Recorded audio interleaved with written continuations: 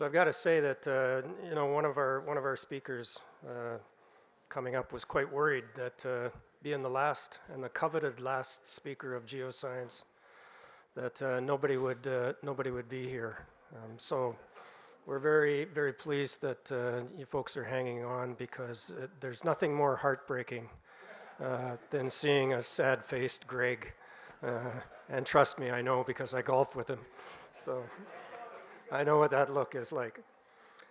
Folks, our last speakers today are Finning Cat, 2025 and beyond, Greg Burry and Aaron Fedek from Finning Canada.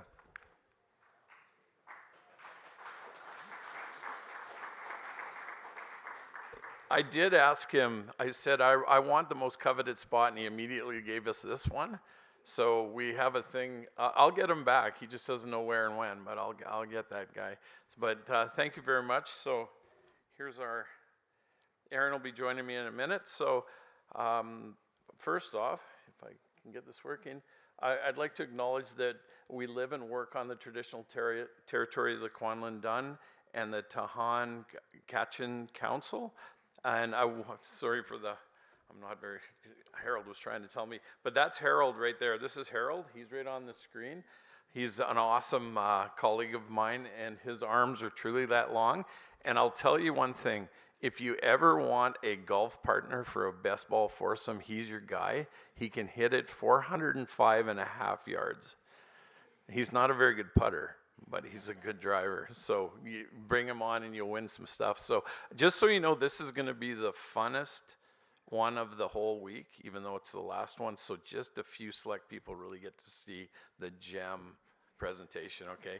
And it's going to happen with Erin, she may or may not be the first time she's ever spoke to public, may or may not be. So we don't know for sure, but it's likely her first time ever speaking to you guys. So be kind, or you'll be talking to Harold outside. And I want to say there's a bunch of Cat and Finning people around here, and they're here to answer any questions after. I'm the good-looking one. The rest of them are the smart ones. So we'll get to the meat of the thing. I want to go through this, and this is something that's important to me and to Harold and to Finning. And I actually want to read this, because this is something that we believe in for our Western Canadian practices. So we have a role to play in supporting reconciliation between Indigenous people and the broader society, noting that while our operations may be located on Indigenous lands, we do not initiate land or infrastructure development or resource extraction, but are service providers to customers that do. We recognize the legal and constitutional rights of the Indigenous peoples and the relationship between the Indigenous people and their lands and resources. We recognize that Indigenous people are an important part of the communities where we operate, and this creates an opportunity for mutual beneficial relationships and partnerships as we work to build and power a better world. And Harold's our representative that takes care of that, so he is always available to collaborate that effort, and I've seen firsthand it work. We align our approach with our core company values with passion, trust, collaboration, and innovation, and we will engage with respect, compassion, and understanding, ensuring clear communication expectations. We are committed to building capacity through training, apprenticeships, and employment, creating opportunities for shared value through educational initiatives, skill building programs, and community investment, operating a fair and equal access to contracting and procurement opportunities, developing long-term beneficial business relationships that align with our customers' and suppliers' needs. Within this framework, it is our desire to truly know and to be known by the Indigenous peoples of Western Canada. So I wanted to read that because it comes from our heart. It's not just on a piece of paper, and I can speak to Harold and Derek Funk, who I see daily do this. So please feel free to reach out to them with any kind of ideas. So I appreciate working for a company that has these values. Okay, committed to the north. So we obviously have branches, and I'll get into that in a second. Whitehorse branch has been here since 1997. We have 37 employees, Hey, you, where are you going? You're, damn, lost one, Harold, we lost one. Nobody else go, okay? Not until Aaron's done. 37 employees at our Yukon branch are local 24 of those are local. We have 3 service bays and a warehouse, a long history of supporting mining, construction, and power systems. And I want to say Finney's broken into 4 categories. One is mining, that's me. Yay, mining is the awesome one, okay? And then there's power, they're here, sprinkled throughout, they're boring. And then there's construction industry, that's the small stuff,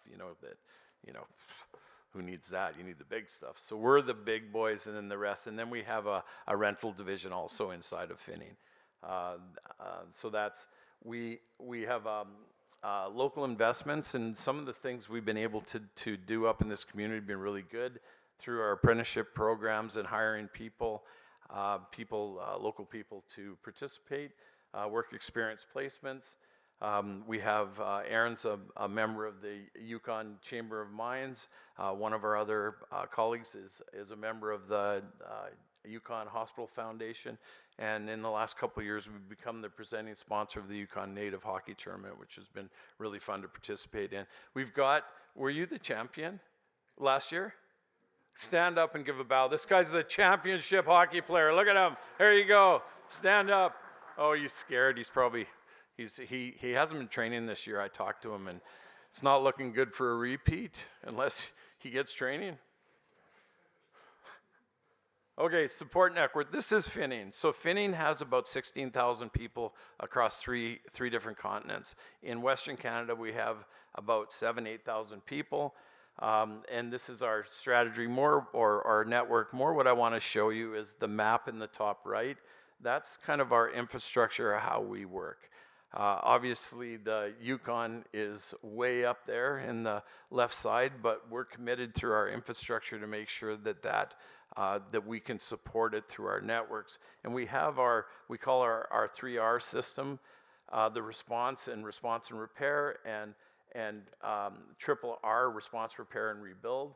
And we got them selected in various strategic locations to help support the mining community and our other functions. But that's very important on how it works and how we move equipment around when mines are operational. When they're operational, downtime is not good. So we have systems in place to make sure that doesn't happen, or it happens less than most. Here's an extra one. We got one back. What we're going to do, this is my last slide, and then we're bringing up the star of the show, Aaron. This is our mining stuff, so we're going to go through some of this today. I'm not going to go through each one of these things, but say we've got mining equipment, and we've got technology, and then we've got a service program that kind of holds it all together for the life of a mine. So this is really important on how it all comes together for a mine to be successful in the mining. You know, there's the mining plan, and then all the equipment that you need to make sure that this project goes well. So without further ado, I know you've had enough of me, certainly had enough of Harold. So we'll bring up Erin. Erin is the Yukon mining account manager. She is an unbelievable resource for Finning. She is a pleasure to work with.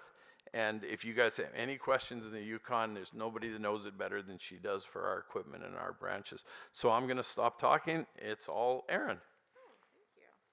Hello, everybody. I don't even know how to use this thing, so this should be fun. So, hi, I'm Erin Fidak. Like you said, I'm the mining account manager for Finning here in Whitehorse. I wanted to talk a little bit about my background, just so you guys understood where I came from and how I fit into mining. So I started very early when my dad, who is an engineer in Thompson, Manitoba, used to bring mine plans home, and I would diligently color them in with crayons, and felt like I was doing a really important job for the mine. And that was just from an early age. And so then I retired from that and grew up, and found myself on a plane to the Yukon when I was 22 to North American Tungsten. And I started in the warehouse there and moved up to supply chain, and I was the purchaser there until it shut down in 2015. And so then when I thought about what I wanted to do next, I realized, one of the things that I wanted to do was learn more about equipment. So I came to Finning, and for the past 10 years, I've been learning about equipment, and that's what I wanted to pass along today, is kind of what I learned. I also wanted to focus on like what the technology is at now, where it's going to be in the future. So then when you're thinking about putting a fleet in, you're thinking about getting costs, you can think about whether those solutions will work for you. I've looked at a lot of presentations over the years at Finning, and one thing I always wish is that there was something that took into account where I'm from, like where I live, the Yukon, what our challenges are, what we can do versus, what a major center can do. So that's what I'd like to do today. All right, so I wanted to start from the beginning. So we can't really load and haul anything until we've blasted it. So this is our drill product line going from the MD6200 up to the MD6640. As far as battery solutions or electrification solutions, I should say, the MD6640 is the only model that is a tethered electric solution right now. That can change in the future. So why a drill? What's exciting about Cat drills? For me, the exciting part is the technology. So you can see on the screen there's a number of different options for automation, and some of them are operator assisted, some of them are fully autonomous. The benefit of any of those things is that you get closer and closer to what your drill pattern you want it to be, so then you get the best result without any reblast or anything like that. So, and then, because we only have that tethered solution on the MD6640s, which might not be a model that you need for the Yukon. We also are always working to reduce fuel burn, so then you can save costs there. And yeah. Moving on to the shovels. So this is our shovel line. The 6015 is our kind of heavy construction mining combined. There's a couple of those working in the Yukon. And of course I supported 6040s as well. For the 6640s, I wanted to point out a couple things that I think are interesting. I don't know if you guys will. But no DEF requirements on all hydraulic mining shovels. In the north, in the Arctic, DEF can be a real pain. So it's really cool that we've been able to meet the emission standards by using a different system that doesn't require DEF. And then the other part that I wanted to mention that's pretty cool is the twin engine design. There's no other hydraulic mining shovel that has the twin engine design. And the main feature there is that when one breaks down, for example, you can still make production. You can be 65% production when one engine. So it doesn't put you down, and when you're up here, it's remote. You have to wait a couple days for parts. You can still make production. And then the last point, which is Cat hose assemblies, that seems like, who cares? But when you're remote and your hose blows and you have to wait for a hose to fly in, if you have a Cat hose press on site and you have all Cat hoses on the shovel, then you can just build your hose and get up and running. So a lot of ways to save on, the fuel costs of logistics and just the uptime is great. So, and then the most exciting thing for me, because when you think about speccing a fleet and like the uncertain timelines of a greenfield operation, is what's going to be available when you start. So one of the cool things that Cat's done is that we have a common platform. So you can put a diesel hydraulic mining shovel in, and then you can also retrofit an electric power unit once that's available or once that makes sense for your operations. And then you can still have the benefit of the cost. So if you look at the two charts there, that's the 6060 tethered option that's available, and you can see that the fuel costs and the PCR costs are quite substantially lower. So lots of benefits, but the issue is it might not be available when you need it, but you can always retrofit it later. All right, so dozers. I love dozers. They're my favorite. There's no electric option yet on a dozer, but we do have ways of being more fuel efficient. The points that I wanted to bring up on the dozers that's exciting for me is the remote dozing solutions. So if you're doing something where an operator can't safely do that job, we have options to teleremote or line of sight to do that job. And then remote flash troubleshooting, which is something I never thought would happen up here is that if you have, say, a software issue that's derated your engine or whatever, we can actually remote in, clear that code, fix the issue, and get you back to work without someone traveling up to fix it. So that's great. And then the other thing is connectivity. So we've done some trials with Starlink that were successful, and there's really no limit to anything in the Yukon as far as communication. So, yeah. Oh, you guys are so nice. All right, so I did want to talk about this. So the D11XE is a prototype electric drive dozer. So that's in testing right now. There's one in Alberta, there's one in BC at a hard rock mine, and we're seeing incredible things from that prototype. So we're seeing 20 to 25% less fuel per unit of material moved, and then the cool thing is 60% less moving parts, so that's less parts to wear out, less parts to replace, and we're seeing a lower total cost ownership of by 8 to 12%, which is great. And then on the history side, I just thought this was kind of a cool fact. From 1986 to 2019, we saw a 15% increase in efficiency as we improved the dozer, but then just in 6 years, with this electric drive dozer, we're seeing a 25% increase in efficiency. So you can see how fast the technology is moving and how much further it could go. All right, so trucks. So this is our large mining trucks. I supported 785s for quite a while, and I always joke that I know nothing about trucks because it sounds like a sales pitch, but it's true. I never had to really do anything. They just ran. They were amazing. So I just wanted to show this, the 785s up to 793s. That's typically as big as we've seen here. They don't have electric options, but then the 794 and up have electric options on them currently. And that you'll see the theme in that with the MD6640 and some of the D11. Starts with the bigger models, and then they take that and they move it down into the smaller ones. So yeah. All right, so for 785s, so diesel electric, like I said, battery electric, we did a 793 prototype.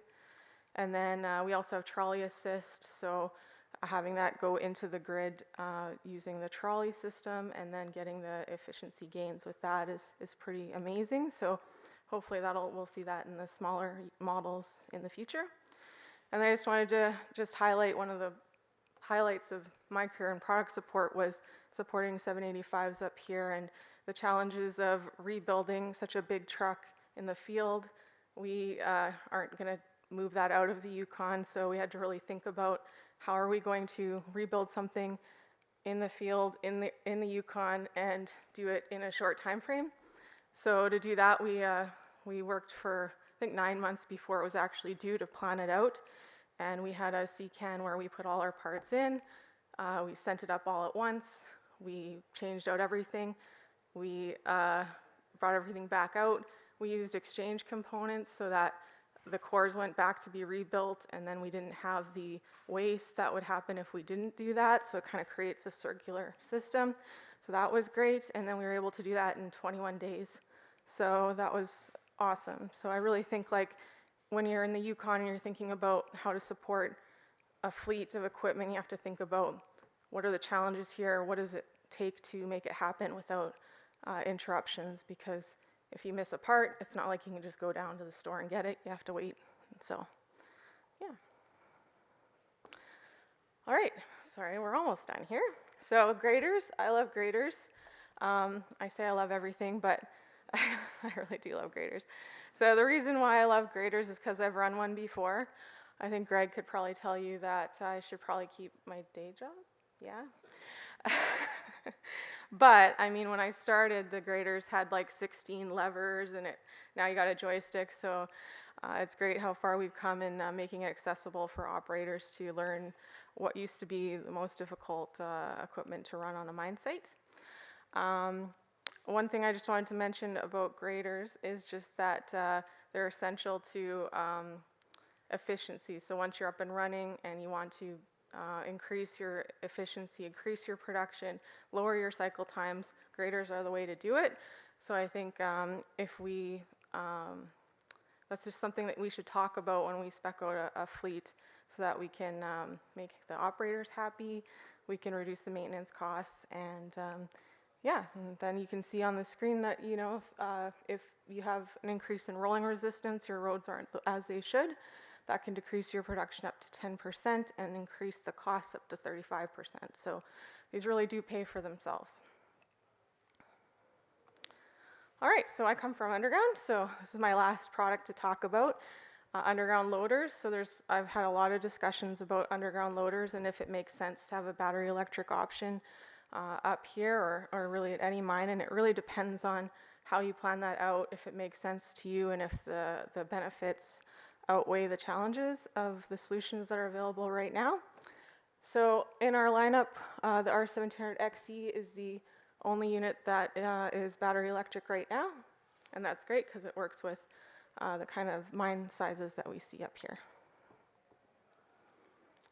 So this is the R1700XE.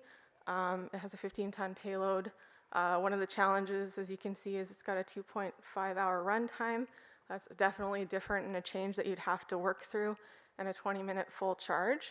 But your benefits are that you have 0 exhaust emissions, you have significantly less heat generation, and you reduce ventilation requirements, which, as we know, is a very expensive part of an underground mine design. One of the technology that's interesting and that I've seen in action up here in the north is teleremote.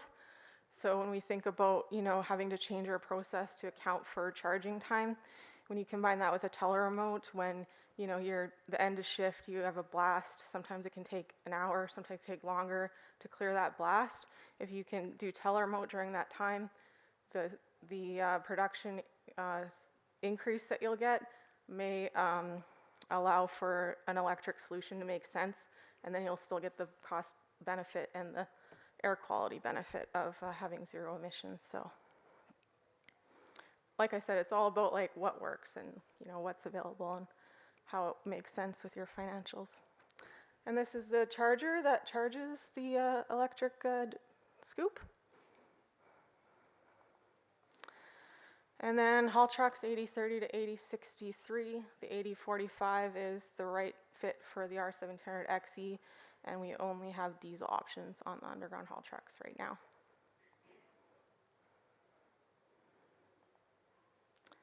All right, and so then also one thing that a lot of people don't know is that we also have a partnership with Elphinstone. So for all your support equipment, you can definitely talk to us about what you're looking for and what you need, and we'd be happy to connect you with solutions from Elphinstone. So there's a lot of different options there, including a grader. All right, and then sort of just wrap up what I was talking about. Thank you guys for letting me talk about CAT equipment for however long I've been doing this for. Oh, my time's up. That's okay. I'm going to keep going. Just about what we can do. So it's really about partnering. So like one of the things that I learned in this conference, and I do every year, is that it's one time where we can all get together and share the information that we have, that we know about. That, like, I think about CAT equipment 12 hours a day, and you guys don't have time probably to do that because you have better things to do, but this is my life. So just about sharing that knowledge with each other and then coming up with solutions to the challenges that we have in the Yukon. I think that's the power of this conference and why I'm really happy that we were able to do this talk today, so we can start talking about those things. And we can do lots of different things. I've been part of site assessments, scale studies, PA uplift programs. So if you have a fleet and you want to see a certain PA target, we can come up with programs that will get you to where you want to be with availability. And then also, as you're starting to plan your mine, you can also get help from us and CAT on facility planning, benchmarks, what makes sense for your fleet, parts and components, you know, critical spares, what should be on site, what should be in our Whitehorse warehouse, what should be in our Edmonton regional distribution warehouse, what makes sense with your situation. And then we have so many people, like I've talked to so many engineers that love shovels or love graders, more than me, and they know everything. So happy to connect anybody with any of those resources to learn more about what I talked about. All right, and then after you get the equipment, we have a couple different options for support. So we call this our do it myself, do it with me, do it for me. So just different levels, what makes sense for you. Generally in mining, we see like a combination of level 2 and level 3. Okay, and then I would be a terrible coworker if I didn't shout out Sean McLean in the back. He's our rental power systems rep. He's here to answer any questions you have on power systems. I don't know a lot, but he knows everything, and he can help you. And then we also have Adam Tonos. Stand up if you're here. He's in the back. Sean's in the back as well. He is from Caterpillar, and he works with Job Site Solutions. So Job Site Solutions, he'll explain it much better than me, but it's kind of a cost per hour solution, you could call it. But it's just finding a way to, like, we provide a solution where whatever your usage is what you pay for that month, and there's all different solutions, but that's just one of them. And as you can see, like, they'll handle condition monitoring for you.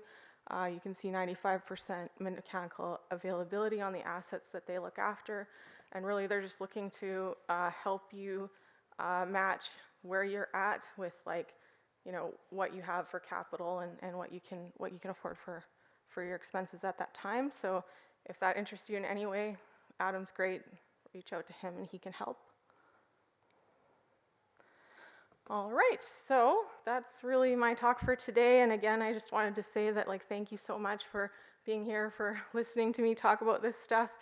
And I really hope that this will result in some productive conversations around how we can support the mining industry in the north and work together to solve those problems. So thank you, everyone. I love you all.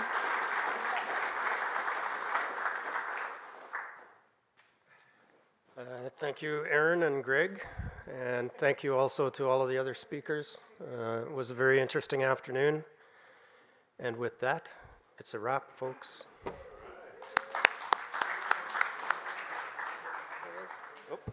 There's actually a reception, closing reception, so there's going to be food and stuff, so stick around, have a visit. Yeah, so don't run away.